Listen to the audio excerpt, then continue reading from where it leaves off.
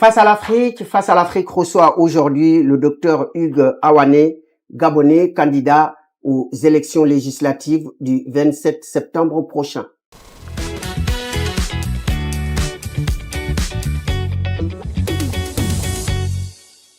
Mesdames, Messieurs, bonjour. Vous êtes sur Afrique 1 dans l'émission Face à l'Afrique. Nous recevons aujourd'hui donc le docteur Hugues Awane. Bonjour docteur. Bonjour Karasoli. Merci d'avoir accepté notre invitation. Donc vous êtes sur ce plateau parce que vous avez une annonce très importante à faire. C'est déjà fait, mais vous voulez encore le confirmer sur notre plateau. Donc, mais avant cela, face à la caméra, vous pouvez vous présenter à nos téléspectateurs. Alors, je suis le docteur Hugues Awane Tawanga. Je suis aujourd'hui face à vous parce que je suis candidat indépendant aux élections législatives de la diaspora gabonaise au compte du siège Europe, Amérique, Asie, Océanie. Alors, qui est Hugues Awane? Hugues Awane est un universitaire, un militant associatif et un entrepreneur. Comme universitaire, je suis l'auteur de travaux en anthropologie sur le Gabon et j'ai travaillé sur des projets internationaux tels que langue, gènes et culture bantou en ce qui concerne le foyer des langues du Gabon, mais j'ai aussi participé à la préservation des langues du Gabon au sein de l'association Soro Soro qui soutient la fondation Jacques Chirac au musée du Quai Branly. Et comme militant associatif, je suis de ces Gabonais qui ont participé à promouvoir l'idée de la représentativité des Gabonais de l'extérieur. Donc, je suis militant au sein du G10. C'est le G10 qui a soutenu cet argumentaire pour demander aux autorités gabonaises que nous soyons désormais au Parlement. Et donc, aujourd'hui, c'est fait. Je suis de ceux-là qui ont participé à cela. Et je suis aussi de ceux qui ont demandé au président de la République de mettre en place un haut commissariat en charge des projets de la diaspora gabonaise, justement pour pallier au problème des retours ou créer des ponts entre la diaspora gabonaise et l'État pour notamment faciliter les investissements des Gabonais de l'extérieur. Voilà. Et je suis également militant au sein d'une ONG internationale qu'on appelle Goboni. Cette ONG milite en faveur des questions de l'éducation, des droits humains au Gabon. Je suis contributeur à titre financier ou intellectuel au sein de cette ONG. Voilà un peu pour ce qui est de Hugues Awane, militant associatif, mais Hugues Awane est aussi un entrepreneur. Mon épouse et moi, entrepreneurs au Gabon, où nous avons des entreprises dans le secteur de la cosmétique, de la beauté et de la restauration. Voici un mot qui est Hugues Awane, celui-là qui veut se présenter à vous pour continuer les chantiers inaugurés sur le plan universitaire, associatif et entrepreneurial pour le plus grand nombre des Gabonais de l'extérieur parce que j'ai 22 ans de présence en France. J'ai été étudiant, donc je connais très bien la diaspora que je côtoie dans les milieux associatifs comme du point de vue individuel. Très bien, Monsieur Awane. Donc, vous êtes sur le plateau pour donc nous parler de votre candidature, mais également donc de votre programme que vous allez décliner tout à l'heure aux Gabonais. Alors, donc, mais avant cela, je voulais vous demander, donc, vous êtes candidat indépendant, d'abord, et on va parler d'abord de l'anthropologie, juste en 2 mots. Donc, pourquoi vous êtes intéressé à l'anthropologie?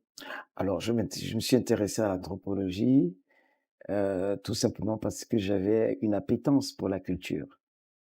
Alors, quand je vais à l'université du Gabon, j'assiste, on m'invite justement à un séminaire concernant l'ouverture du département d'anthropologie à l'université Omar Bongo du Gabon. Et lorsque les conférenciers font étalage de ce que c'est, alors je m'intéresse, je me dis, tiens, il y a une nécessité de connaître la culture, les peuples du Gabon, et c'est comme ça que je m'inscris au département d'anthropologie qui m'a permis d'avoir des horizons encore plus larges parce que c'est l'étude de l'homme. Donc, et d'aller jusqu'à avoir un doctorat dans ce domaine. Tout à fait, tout à fait. J'ai commencé mes études au Gabon. Ensuite, je suis arrivé en France les parachevés, d'abord au département d'ethnologie de l'université Paris 5. C'est à Paris 5, donc de René Descartes, où j'ai obtenu mon master en sciences sociales. Et je suis parti parce que j'ai suivi mon directeur de thèse à l'université de Lyon pour préparer ma thèse de doctorat. Ouais. Très bien. Alors, donc aujourd'hui, vous êtes donc candidat indépendant pour les élections législatives et au Gabon. Donc aujourd'hui, donc le candidat indépendant, il doit remplir quoi comme critère? Alors, Oui. la loi électorale, en fait, elle définit hein, les différents éléments qu'il faut pour être retenu comme candidat à une élection législative au Gabon. Alors, il faut fournir les éléments relatifs à ton identité, les extraits de casier judiciaire et remplir des fiches qui sont propres hein, à la commission électorale. Ensuite, il faut payer une caution des millions de francs, de francs CFA, donc l'équivalent de 1500 euros. Et il faut justement aussi avoir une suppléante. Donc, moi, j'ai une suppléante qui est nord-américaine, donc du Canada. Voilà. Donc, et qui s'appelle comment? Emeline Lina Nsa. D'accord. Et qui est gabonaise aussi. Qui est gabonaise, établie au Canada. Très bien. Mais pourquoi cette nécessité d'être candidat? Ah, la nécessité d'être candidat me vient d'interrogation, mais aussi d'une volonté de participer au développement du Gabon. Alors, d'abord, nous avons demandé dans le cadre associatif la représentation institutionnelle et constitutionnelle des Gabonais parce que nous avons compris que, en fait, on était un peu périphérique dans la politique, le débat politique national. On était sollicité sur le plan politique pour élire le président de la République et c'était tout. Et puis, on est confronté, on a des réels défis à relever par rapport à la diaspora. Alors, nous nous sommes rassemblés au lendemain du changement politique au Gabon pour organiser la diaspora au sein d'une association confédérale multicontinentale. Et là-dedans, la Confédération de la diaspora gabonaise multicontinentale, G10. Et c'est au sein de cette association que de nombreux Gabonais travaillant sur des plateformes virtuelles ont nourri des projets. Et en nourrissant ces projets, il y a quand même des freins. Et moi, j'estimais qu'il faut aller un peu plus loin, qu'il faut une voie politique. Parce que à l'Assemblée nationale se décident les orientations politiques de la nation. Et pour prendre en compte cette catégorie de Gabonais qui sont aussi importants parce que moi je veux en faire un levier stratégique, un pilier essentiel pour le développement du Gabon parce que cette partie du Gabon est à l'extérieur, elle est confrontée chaque jour au monde de l'innovation. Elle est diverse, elle est diverse, elle est compétente. Et voilà. Et je côtoie ces Gabonais compétents à travers le monde. Donc, j'estimais que j'étais un bon profil pour pouvoir représenter cette catégorie-là et faire aboutir un certain nombre de chantiers qui nous concernent et qui sont utiles à notre pays. Donc, cette diaspora peut être estimée à combien à peu près? Cette diaspora, les chiffres, c'est tout l'enjeu. Parce que lorsque nous nous sommes rassemblés, nous avons pensé qu'il faut faire un annuaire de compétences. Il faut répertorier sur le plan statistique les Gabonais parce que les chiffres ne sont pas suffisamment bien connus. On parle tantôt de 35 000, on parle tantôt de 70 000, mais je crois que l'ordre de 70 000, qui est un ordre avancé par le ministère des Affaires étrangères, me paraît juste. Cependant, il y a que ceux qui sont ici, ceux qui ont, par exemple, qui sont arrivés en France et qui ne sont plus dans les canons, qui n'ont plus... Oui, mais les 70 000, c'est toute la diaspora gabonaise dans le monde ou bien c'est uniquement en France? Toute la diaspora dans le monde. D'accord. Ce qu'on sait aujourd'hui de façon un peu plus concrète, c'est qu'ils sont près de 12 000 en Afrique qui sont en majorité étudiantes. Parce que aujourd'hui, si on prend la France, il semblerait qu'on est près de 35 000. Mais il faut comprendre que la diaspora, qui est, par exemple, dans un pays comme la France, elle n'est plus une diaspora estudiantine, elle est en majorité faite d'actifs gabonais qui travaillent. On a des Maintenant, étudiants, oui. mais ils sont de moins en moins nombreux. On a des Gabonais qui se sont établis et qui sont là. Donc, et c'est un peu la tendance dans les pays occidentaux, donc Europe, Amérique, encore un peu plus loin en Asie, où on a des étudiants. Mais avant les Gabonais viennent seulement faire des études dans des pays en Europe, en Afrique, et ils retournent dans leur pays, ils s'installent pas. La plupart, hein. Mais maintenant, comme vous l'avez dit, beaucoup de Gabonais viennent faire leurs études et restent, s'installent. Mais cela est dû à quoi? À la crise, parce que le Gabon ne peut plus intégrer donc ses diplômés. Alors, pour de nombreuses raisons, y compris les crises, mais d'abord déjà aussi des crises institutionnelles, des crises politiques. Vous savez qu'il y a une forte appétence en Afrique pour la démocratie. Et le Gabon n'est pas un reste. On est resté avec un régime politique qui a qui est resté longtemps et qui n'a pas permis l'alternance politique au point qu'on ait un coup d'État en 2000, le 30 août 2023. Donc, les Gabonais se sont davantage, surtout après 2016, mais bien avant 2016 déjà, 2016 est une forte cristallisation de la vie politique, et donc il y a aujourd'hui des Gabonais qui sont des réfugiés politiques, il y a des Gabonais qui sont établis à l'extérieur parce qu'ils ont choisi de rechercher le bien-être et donc une vie meilleure, comme tout autre citoyen à travers du monde ou personne qui chercherait à aller trouver une vie meilleure ailleurs. Alors, donc, il y a toutes ces crises institutionnelles, politiques, qui ont fait en sorte que les Gabonais n'aient plus trop d'intérêt à repartir dans leur pays. Voilà.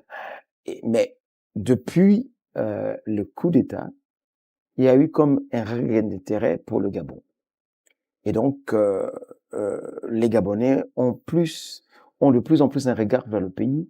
On a toujours eu un regard, mais il y a une volonté de repartir, être en co-construction pour notre pays. Donc maintenant, vous pensez que le Gabon a retrouvé la démocratie parce qu'avant, le Gabonais n'avait pas assez d'espace d'expression. Donc maintenant, vous croyez que ça, c'est gagné déjà? La démocratie est fille de la participation citoyenne. La démocratie est une recherche perpétuelle. Ça veut dire que elle est en constante construction. Il y a le frémissement d'une ouverture démocratique au Gabon. Mais il y a encore des pesanteurs. Ça veut dire quoi? Il y a beaucoup de choses. Il y a le renouvellement de la classe politique qui va se faire, mais elle passe par une participation citoyenne. Il faut des citoyens qui s'intéressent à la chose politique. Et je peux vous dire que là, il y a de nombreux candidats indépendants, ce qui veut dire qu'il y a une expression, il y a quelque chose qui se passe dans notre pays qui n'était pas habituel et donc qui est propre au terrain démocratique. Voilà. Donc, et si on revient donc à vous, à votre candidature maintenant, et vous êtes candidat, donc j'imagine que vous avez un projet, un programme pour la diaspora gabonaise. Oui. Et donc nous allons parler de ce programme et de ce projet, et puis également comment vous organisez pour pouvoir toucher les Gabonais, les rencontrer. Donc, et aujourd'hui, c'est quoi le programme donc du docteur Awane pour les Gabonais, pour que les Gabonais, qu'est-ce qui va, si j'étais Gabonais, qu'est-ce que vous me proposez pour que je puisse voter pour vous? Alors, moi j'ai un projet, un programme politique autour d'engagement.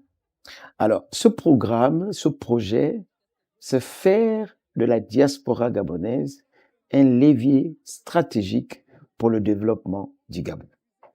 Alors, concrètement, qu'est-ce que ça veut dire? Faire de la diaspora un levier stratégique pour le développement du Gabon. Alors, ma vision, elle est claire. Elle consisterait à endosser cette approche autour de 5 piliers programmatiques. Alors, ces piliers programmatiques qui sont en fait des engagements. Alors, le premier, il a trait à la représentativité institutionnelle. Le second, il a trait à l'investissement, l'entrepreneuriat, la lutte contre le chômage. Et puis, le troisième, c'est la diplomatie citoyenne, culturelle et parlementaire. Et donc, le quatrième, il a trait à la mémoire, la vérité, la justice et la réconciliation, à l'identité nationale et à l'éthique de la vie politique. Et puis, enfin, le cinquième, il a trait à l'éducation, la jeunesse, l'éthique, la science et l'innovation. Voici autour de quoi tourne mon programme politique. C'est proposer un projet qui va qui va avoir un effet dynamique sur le plan, par exemple, institutionnel. C'est faire en sorte qu'il y ait un rapprochement entre l'État gabonais et sa diaspora, fondé sur des mécanismes précis qui permettent cette articulation entre la diaspora et le Gabon. Donc, un meilleur, par exemple, le redécoupage électoral. Vous avez vu, hein, vous m'avez posé des questions. Le siège, il est grand, mais une meilleure représentativité pour qu'il y ait une implication des citoyens et que les citoyens se sentent plus proches de la nation et donc de l'État. Donc, moi, je prône un redécoupage électoral qui corresponde un peu mieux à la loi électorale du Gabon, donc à la démographie. Hein, vous avez parlé tout à l'heure, en off, nous parlions un peu du Sénégal. Le Sénégal, ça tient compte de la démographie et de là où sont les Sénégalais. Nous pensons que nous pouvons faire la même chose. Et nous pensons que nous pouvons même encore aller plus loin. Nous pouvons avoir des conseillers, des élus de proximité qui sont des conseillers consulaires. Les conseillers consulaires vont rapprocher l'administration du citoyen. Nous avons par exemple des difficultés lorsqu'il faut se faire renouveler ou établir son passeport. Avoir des conseillers consulaires, c'est faire en sorte qu'il y ait des élus de proximité dans les zones de forte démographie des Gabonais qui fassent le pont entre les autorités consulaires et diplomatiques et les citoyens. Mais ça va plus loin. Il y a un intérêt pour le Gabon de le faire. Quand on est en période électorale, on a toujours ces grosses logistiques qui sont déployées depuis le Gabon pour enrôler les gens, pour enrôler les citoyens. Alors que si on a ces conseillers avec un projet de loi qui définit leur rôle, leur périmètre d'action, on peut gagner des gains énormes. Ces conseillers, on va les élire ou bien on va les nommer? On va les élire. On va les élire. Et c'est un début d'organisation qui doit aboutir plus tard à des élus qui vont sur des listes uninominales, et donc qui vont être élus et qui vont avoir un vice-consul nommé par ces conseillers consulaires-là. Voilà. Et qui pourrait aboutir plus tard à avoir un sénateur. Voilà. Parce que les conseillers consulaires vont fonctionner sur le même mode que les conseillers municipaux, qui sont des élus qui peuvent élire un sénateur. Un sénateur. De la diaspora. De la diaspora, voilà. C'est une bonne idée. C'est, à mon avis, une bonne idée, un meilleur équilibre pour les Gabonais de l'extérieur et plus de dynamisme dans l'implication des Gabonais en direction de leur pays et un lien de confiance qui se met en place. Voilà. Alors, donc,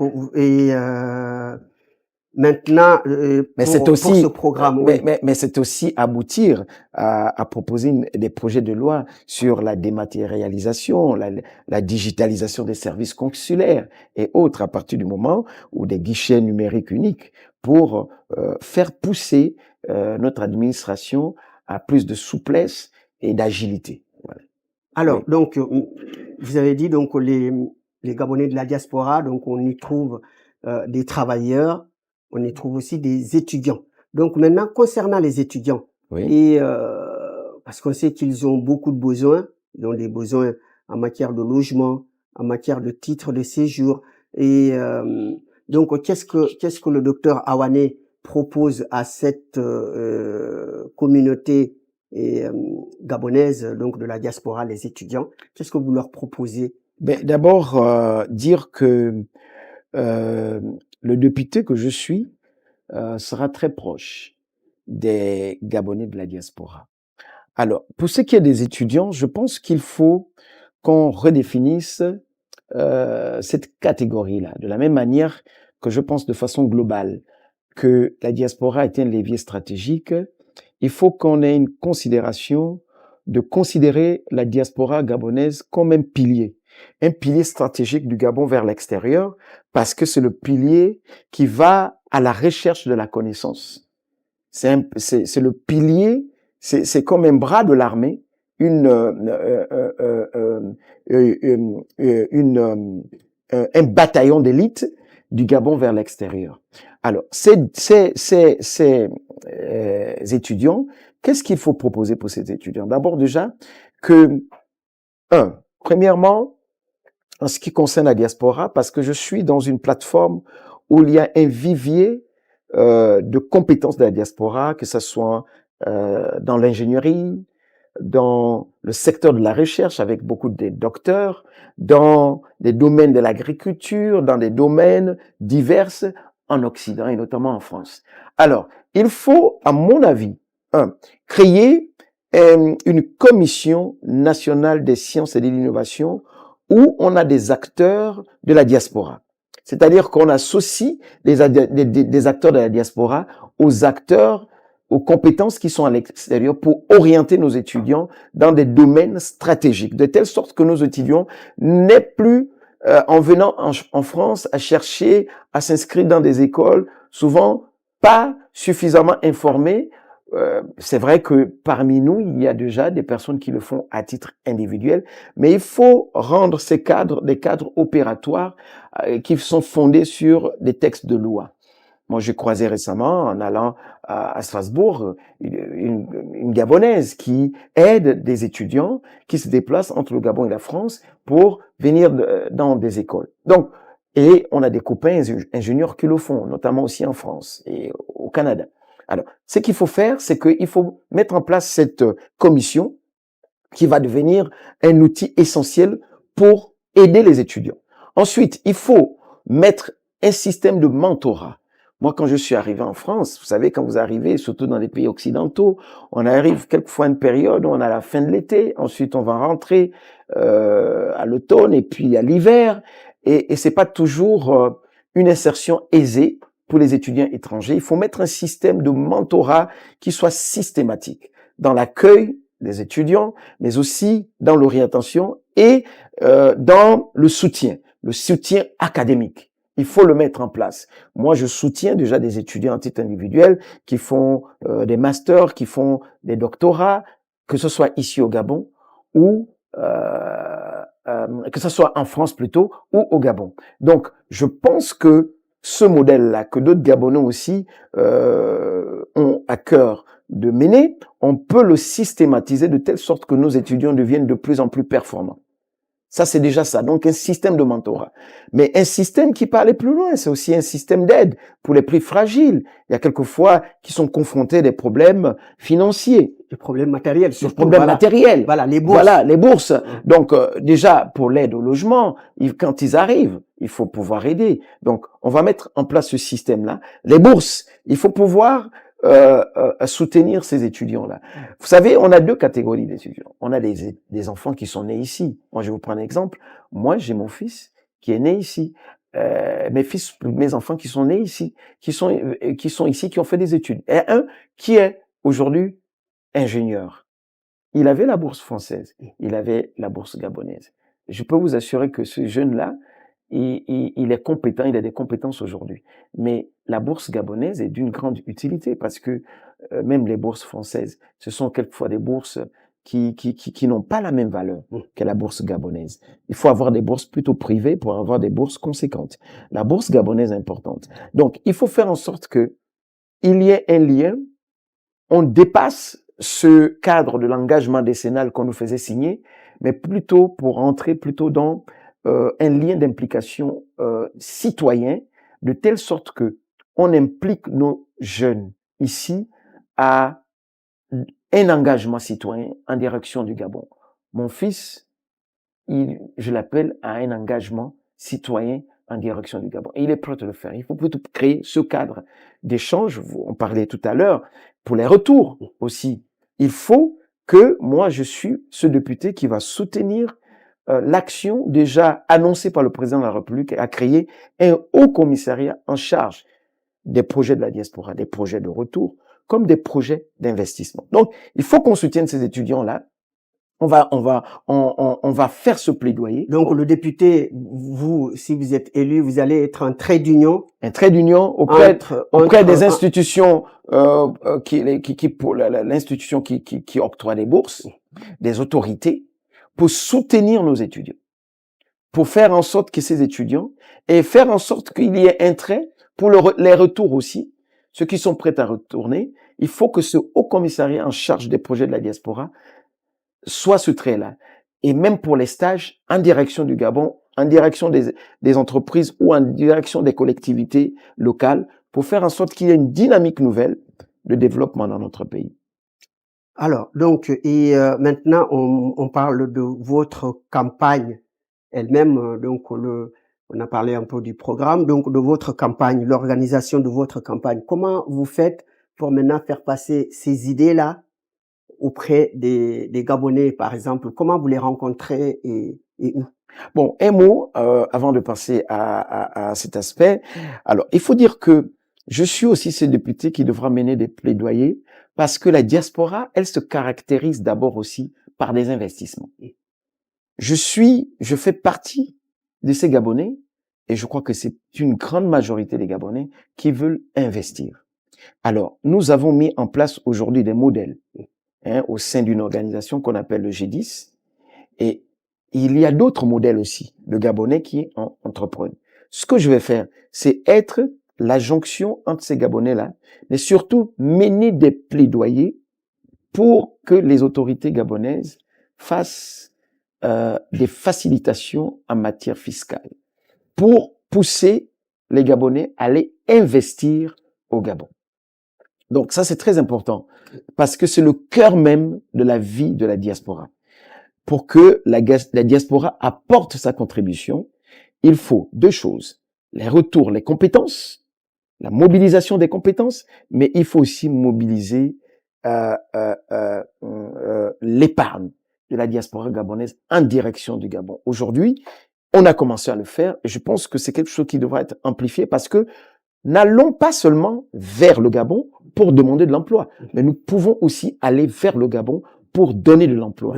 Et nous avons commencé à le faire. Moi, à titre personnel, j'emploie 3 Gabonais au Gabon. C'est quand même des familles qui sont impactées par ces 3 emplois. Et dans un cadre plus grand, je suis actionnaire à la Société de réalisation des projets des Gabonais de l'extérieur, qui est une grosse entreprise qui s'est mise en place au Gabon, donc de droit gabonais, qui implémente des projets dans le secteur du transport, dans le secteur du BTP, qui va implémenter des projets dans le secteur de l'agriculture. Donc, ce sont autant de projets aujourd'hui qui sont là. Il faut donc travailler. Et il y a des Gabonais qui entreprennent aussi ici. Il faut organiser, il faut mettre en place, je serai ce député qui mettra en place des forums pour valoriser tout ce qui concerne la diaspora, que ce soit en termes de compétences, des savoirs, mais aussi dans les secteurs de l'entrepreneuriat, donc les entreprises gabonaises. Oui, donc et je reviens sur la question que vous avez posée. Ma question, voilà, en ce qui concerne comment est-ce que je me prends pour rencontrer les Gabonais. Bon, j'ai une expérience de rencontre avec les Gabonais. Je suis déjà au contact des Gabonais sur les 5 continents. Depuis, avant même que nous nous parlions, avant même que nous ne sachions qu'il va avoir on obtiendrait des sièges avant même que nous ne parlions des sièges. C'est vrai que on a parlé des sièges quelques mois après parce qu'on nous a demandé des contributions au dialogue national. Mais nous avions pris de l'avance à travailler avec des Gabonais au travers des 5 continents.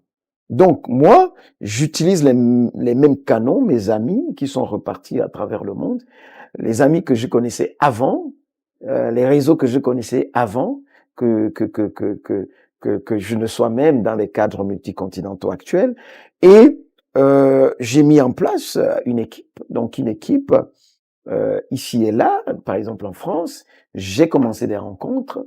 Certaines sont médiatisées, certaines ne sont pas médiatisées pour la simple raison que nous ne fassions pas de confusion, nous ne sommes pas en campagne. J'organise la période de la campagne, c'est le 27, plutôt à partir du 17 septembre au 26 septembre. Le 27 septembre, c'est l'élection. Donc, on aura Que 2 semaines de campagne, non, alors. une courte période de campagne. Et donc, moi, j'organise des rencontres citoyennes. J'organise des rencontres citoyennes. Récemment, j'ai été aussi invité. Je suis quelquefois invité. Et lorsque je suis invité, je parle de mon programme. J'étais récemment à rencontrer les Gabonais à Strasbourg. Au niveau de la région parisienne, j'organise. Et puis, j'ai des échanges avec euh, ma suppléante pour voir comment nous nous déployons. Je garde un peu secret notre formule, Ouais, notre formule, votre stratégie. notre stratégie, mais nous nous déployons, nous travaillons parce que nous pensons que c'est le moment. Donc, c'est la suppléante qui s'occupe du côté Amérique, alors, Amérique, Canada et tout. Il y a la suppléante, mais il y a une équipe aussi qui se met en place progressivement.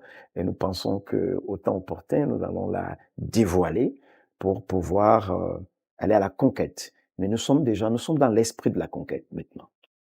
Alors, De ce donc, siège. et est-ce que vous avez une idée sur vos concurrents, par exemple, si, ceux qui convoitent aussi ce poste, parce que rappelons-le que c'est un seul député, enfin 2 députés de la diaspora, donc un député pour le reste du monde et un député pour l'Afrique. Donc, donc ça veut dire que c'est très très cher, hein, le poste, hein, parce que c'est très limité. Donc, est-ce que vous avez une idée sur vos concurrents en Europe ici? Oui, j'ai une Ou aux idée. États-Unis? J'ai une idée de certains, surtout qui peuvent vraiment véritablement prétendre à cela. J'ai une idée de qui ils sont. Bon, je crois que la chose va se jouer à l'implication de la diaspora. La chose va se jouer sur des actions. La chose va se jouer sur la connaissance du terrain, de la diaspora. Il y en a. La proximité avec les Gabonais de la diaspora, Oui, la proximité et l'implication, vous savez, en ce qui me concerne, et l'implication, c'est pas nécessairement dans une sorte d'activisme. Il y a beaucoup de sortes d'activisme. Enfin, je veux dire que c'est pas simplement dans un activisme visuel qu'on voit. Moi, j'ai toujours été dans les milieux activistes et souvent en back-off, où je souvent participé soit financièrement, soit par des contributions intellectuelles dans des cercles de réflexion. Donc, je connais du monde et, et donc c'est un élément très important. Mais voilà, c'est une élection. Effectivement, nous sommes nombreux. Nous sommes nombreux. J'ai vu la liste hier, elle a été publiée. On nous l'a envoyée au journal officiel. Nous sommes très, très, très nombreux. C'est-à-dire les candidats, donc les candidats, rien que sur le siège Europe, Amérique, Asie, Océanie, nous sommes nombreux. Combien, à peu près, une idée? Je pense qu'on est plus d'une. Je crois qu'on est plus d'une. Peut-être, je l'ai pas compté, mais plus d'une trentaine ou une quarantaine. Ah. Oui, on est pour nombreux. Un poste. Pour un poste. Mais c'est peut-être aussi que pour l'heure, c'est une bonne expression. Ça veut dire que d'abord comprendre que pour beaucoup, c'est pas des partis politiques. Donc ça veut dire que les Gabonais sont de plus en plus, ils veulent s'impliquer dans la gestion de leur pays. C'est une très bonne chose, mais je pense que après cette élection, il va avoir une réorganisation du champ politique sur ce siège, des forces qui vont naître, et voilà. Donc, mais en même temps, si on va dans un second tour, je crois il va nécessairement avoir des rapprochements. Ouais. Très bien. Donc, de toute façon, nous sommes prêts à recevoir les candidats qui le souhaitent, hein, sur le plateau pour que vous puissiez débattre sur le Gabon, parce qu'on sait que vous portez tous le Gabon à cœur et que vous avez tous quelque chose à dire sur le Gabon ou à proposer aux Gabonais. Donc, on me signale à la régie qu'on arrive bientôt au terme de l'émission. Donc, face à la caméra, je vous demanderai de bien vouloir conclure et votre mot de conclusion. Alors, je m'adresse aux Gabonaises, résidant en Europe, en Asie, en Amérique, en Océanie. Je suis Hugues Awané Ntawanga. Alors, je m'adresse à vous pour vous dire que je suis porteur d'un projet, c'est celui de faire de la diaspora un levier stratégique pour le développement du Gabon. Il est fondé sur 5 piliers. J'en ai présenté quelques-uns, mais je pense que je vais faire un effort de vous présenter 2 autres aspects que je n'ai pas présentés essentiellement. C'est celui de la mémoire, de la vérité et de la justice. Nous avons besoin d'un pays réconcilié avec lui-même, donc nous œuvrerons à travailler, mettre des projets de loi qui vont apaiser le champ social et politique du Gabon en réconciliant les filles et fils du Gabon. L'autre élément, c'est que nous ferions du Gabon, la culture gabonaise, un levier d'influence. C'est pour cela, alors que nous parlons de restitution de biens culturels, je pense que nous pourrions faire instituer la première maison de la culture gabonaise en France, dans les sites des biens Malaki, le site du Di Borjo en France, qui pourrait accueillir les biens culturels gabonais et en faire une maison de culture qui vende l'image du Gabon. De la même manière qu'aujourd'hui on a des musées comme le Quai Branly, on peut nous-mêmes Gabonais, avec des compétences, mettre en place cette maison de la culture qui sera en même temps une culture pour vendre l'image culturelle du Gabon, mais aussi un lieu pour accueillir les artistes gabonais et donc finalement un lieu qui va générer de l'argent parce que ces objets culturels génèrent de l'argent en Europe et donc au lieu de les renvoyer au Gabon, ils seront en France et ils iront de façon ils feront de la transhumance entre le Gabon et la France et les grandes capitales de culture dans le monde pour vendre l'image du Gabon, pour vendre la direction touristique du Gabon. Voilà, ce sont 2 aspects que je voulais ajouter, mais aussi faire de la science un levier stratégique. Aujourd'hui, nous avons plein d'ingénieurs, nous avons des docteurs, nous avons des compétences dans des domaines divers. Je pense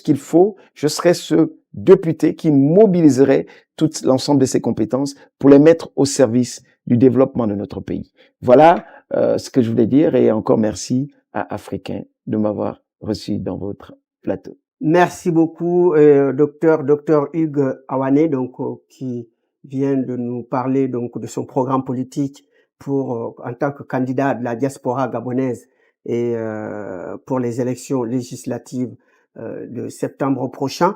Donc, les autres candidats, s'ils le souhaitent, je peux organiser un grand débat ici entre les Gabonais pour que vous puissiez confronter vos idées et également vos programmes. Je remercie les téléspectateurs d'avoir suivi cette émission. Je remercie la régie Faisal Sidiki et également le PDG de la chaîne Hamza Taj. Je remercie les téléspectateurs d'avoir suivi cette émission. Je vous donne rendez-vous à très bientôt sur Afrique 1 dans l'émission Face à l'Afrique.